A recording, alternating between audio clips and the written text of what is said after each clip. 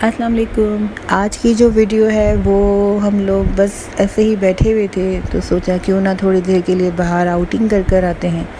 Long drive का programme बन गया। इसी तरह हम रोड के ऊपर इंजॉय कर रहे थे, म्यूज़िक सुन रहे थे। तो फिर साथ साथ ये प्रोग्राम बन गया कि चलो कुछ खाते।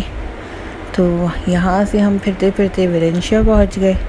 वेलेंशिया जाने के बाद वहाँ पर हमने ऑर्डर दिया। ये देख लें आप, मोमन लिखा हुआ है, मोमन खान। तो ये मोमन होगा उनका, ये इनकी शॉप थी। यहाँ से हमने अपना ऑर्डर दिया।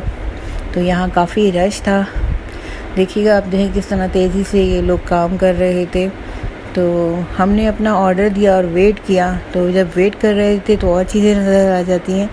तो सोचा क्यों ना साथ साथ हम लोग चलें तवा आइसक्रीम भी खा लेते हैं।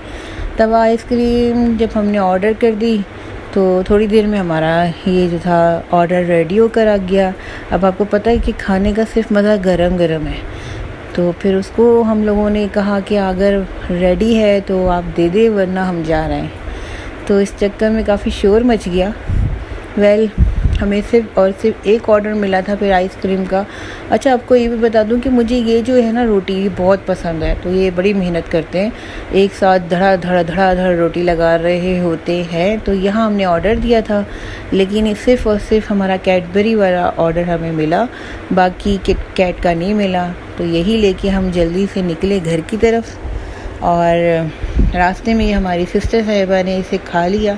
ये दुख भरी कहानी मैं आपको थोड़ी देर में सुनाती हूँ।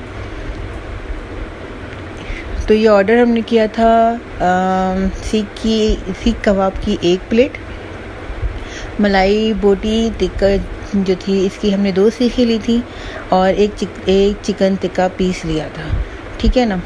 तो अगर बात की जाए इनकी प्राइजेस की, तो जो चिकन मलाई बोटी की 2 सीखें थी तो वो तो मुझे नहीं पता, एक सीख 350 की थी, और सीख कबाब की 1 प्लेट 850 की थी, जिसमें आई थिंक 5 सीख कबाब थे या 5 होंगे शायद, और चिकन टिक्का पीस भी 350 का था।